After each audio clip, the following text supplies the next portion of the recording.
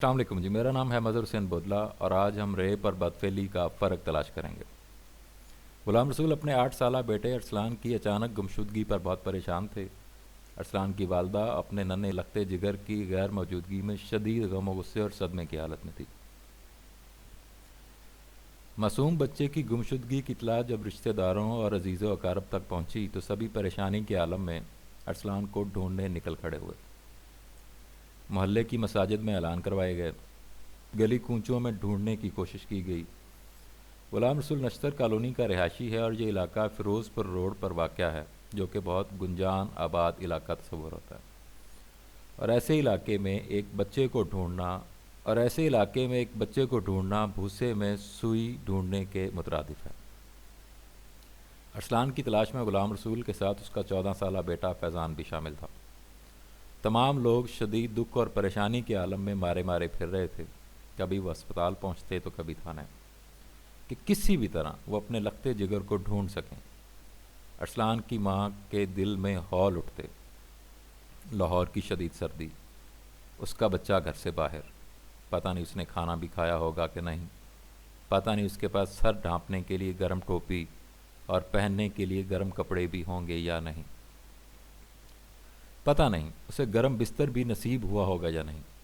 ایک طرف اسے یہ خوف لاحق ہو جاتا کہ کہیں بچے اغوا کر کے ان کو اپاہج بنا کر بھیک منگوانے والا گروہ اسے اٹھا کر نہ لے گیا ہو۔ وہ سگنل پر ہر بھیک مانگتے ہوئے بچے کی شکل میں کوئی شناسا صورت ڈھونڈنے کی کوشش کرتی اور کانپ اٹھتی۔ ارسلان کی تلاش کا دائرہ کار بڑھا تو پولیس نے چنگی امر سدھو کے گندے نالے سے ایک لاش برآمد کر لی۔ یہ لاش کسی اور کی نہیں بلکہ ارسلان کی تھی۔ اس لاش کو دیکھ کر ہر آنکھ اشکبار تھی۔ سب کے دل، نگاہوں اور لبوں پر کئی سوال تھے۔ اس معصوم کی جان کس نے لی؟ کسی کی اتنے چھوٹے اور معصوم بچے کے ساتھ کیا دشمنی ہو سکتی ہے؟ کوئی ایک بچے کو مار کر گندے نالے میں کیوں پھینکے گا؟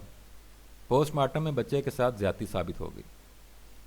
موت کا سبب کسی وزنی چیز کو سر پر بار بار مار کر بے ہوش کرنا اور پھر زندہ حالت میں گندے نالے میں غوطے کھانا ٹھہرا۔ پولیس نے شک کی بنیاد پر غلام رسول کے رشتہ داروں، عزیز و اقارب اور بیٹے کو تفتیش میں شامل کیا تو ایک بھیانک انکشاف ہوا۔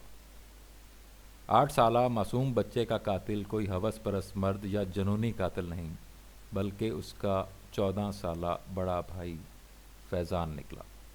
فیضان نے قبول کیا کہ وہ اپنے چھوٹے بھائی کو ٹافیوں کے لالچ میں گھر سے باہر لے کے گیا، اس کے ساتھ زیادتی کی اور اس خوف سے کہ وہ گھر والوں کو بتا نہ دے اس کے سر پر اینٹیں مار کر بے ہوشی کی حالت میں اسے گندے نالے میں پھینک گیا۔ یہ 2 کمسن بچوں اور 2 سگے بھائیوں کا واقعہ ہے۔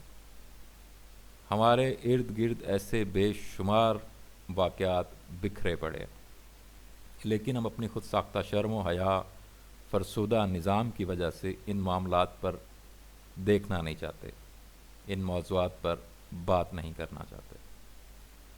مرد یا لڑکے بچوں کے ساتھ زیادتی کرتے ہی کیوں ہیں؟ ان کو اس بات کی اجازت اور ہمت کہاں سے ملتی ہے؟ سائنس کے مطابق 11 سے 15 سال کی عمر وہ عمر ہوتی ہے جب ایک لڑکا لذت سیکس یعنی ڈسچارج ہونے کے عمل سے آشنا ہوتا ہے۔ کہیں یہ سٹیج 11 سے 15 تک جاتی ہے اور کہیں یہ 10 سے 14 تک چلی جاتی ہے۔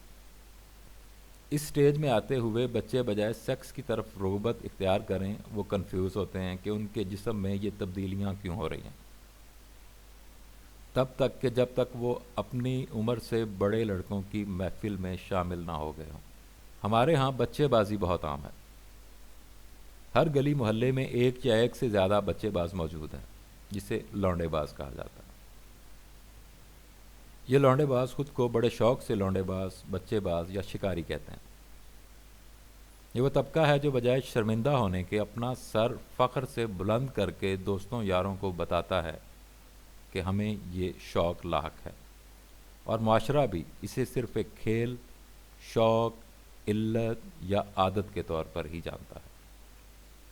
جس معاشرے میں کم سن لڑکی کے ساتھ ریپ ہونے پر آسمان سر پر اٹھا لیا جاتا ہو، چوک چراہے بند کر دیے جاتے ہوں، میک اپ زدہ آنٹیاں بیرون ملک کے ٹکڑوں پر پلنے والی این جی اوز کو لے کر حرکت میں آ جاتی ہوں، وہیں یہ کرے عمل اگر کسی لڑکے کے ساتھ ہوا ہو تو اسے صرف برا خیال کر کے ہلکی پھلکی لعنت اور مذمت کر کے بعد ختم کر دی جاتی ہے۔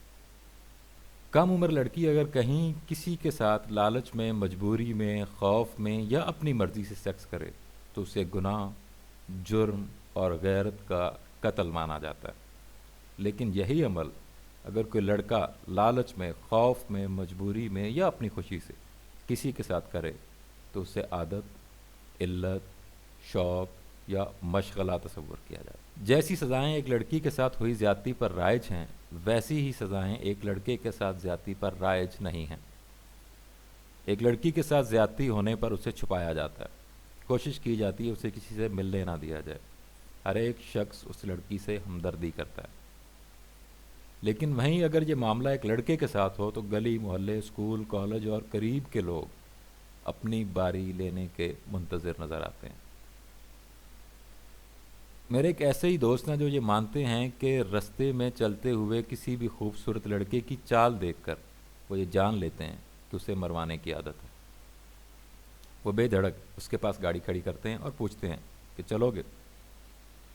انسانوں کو جج کرنے کی یہ عادت خواتین کے لیے معیوب سمجھی جاتی ہے۔ کسی بھی راہ چلتی لڑکی کے پاس گاڑی روک کر اس سے پوچھنا عورت کی عزت پر حملہ تصور کیا جاتا ہے اور ایو ٹیزنگ کا کیس بنتا ہے۔ لڑکی کے ساتھ ہوئی زیادتی کو ریپ یا عزت لوٹنے سے تعبیر کیا جاتا ہے، جبکہ لڑکے کے ساتھ ہوئی زیادتی کو محض بدفعلی کہا جاتا ہے۔ بدفعلی برا عمل، اور برا عمل جھوٹ کو بھی کہتے ہیں، جس کی کوئی سزا نہیں ہے۔ مجھے اچھی طرح یاد ہے میرے ایک کزن نے خود سے چھوٹے لڑکے کے ساتھ بدفعلی کی۔ جب اس کی ماں کو پتہ چلا تو وہ غصے سے پھنکارتی ہوئی آئی اور پوچھا، اگر تم میں اتنی ہی آگ ہے تو مجھے کہتے، میرے بچے کے ساتھ یہ حرکت کیوں کی ہے؟ یہاں یہ سوال پیدا ہوتا ہے کہ یہ عمل اگر اس کی بیٹی کے ساتھ ہوا ہوتا تو کیا وہ تب بھی صرف یہی سوال پوچھ کے واپس چلی جاتی؟ کیا ایک طوفان کھڑا نہ ہوتا؟ کیا چوک چراہے بند نہ ہوتے؟ کیا بدفعلی کرنے والے اس شخص کو پھانسی لگانے کے مطالبے سامنے نہ آتے؟ مجھے حیرت ہوتی ہے جب کہا جاتا ہے کہ یہ معاشرہ مردوں کا معاشرہ ہے، لیکن اگر دیکھا جائے تو اس معاشرے میں عورتوں کے حقوق زیادہ نکل آتے ہیں۔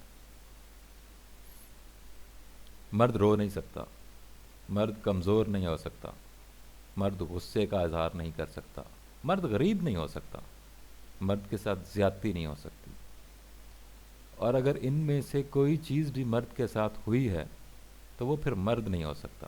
بچے صرف اور صرف بچے ہوتے ہیں، ان کی تعلیم ایک جیسی ہونی چاہیے، ان کی پرورش ایک جیسی ہونی چاہیے، ان کو توجہ ایک جیسی ملنی چاہیے، ان کی عزت ایک جیسی ہونی چاہیے، ان کے ساتھ ہوئی زیادتی پر سزا ایک جیسی ہونی چاہیے۔ معاشرے کو اپنی روش بدل کر ریپ اور بدفعلی میں فرق ختم کرنا ہوگا، اور اس معاشرے میں لونڈے باز کہلانے والوں کو جو سر فخر سے اٹھا کر چلتے ہیں ان کو شرم سے سر جھکا کر پھانسی کے پھندے پر لٹکنے پر مجبور کرنا ہوگا۔ جب تک ایسا نہیں ہوتا، بدقسمتی کے ساتھ ہم سب لونڈے باز ہیں، کیونکہ لونڈے بازوں کو بچوں کے ساتھ زیادتی کرنے کا حوصلہ صرف اور صرف یہ معاشرہ دیتا ہے، ہم دیتے ہیں۔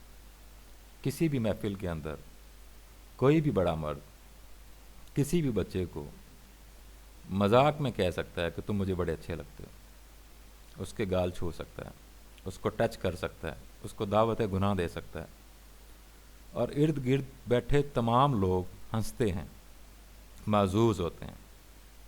لیکن کیا یہی معاملہ وہ مرد کسی لڑکی کے ساتھ کرے تو باقی تمام لوگ ہنسیں گے؟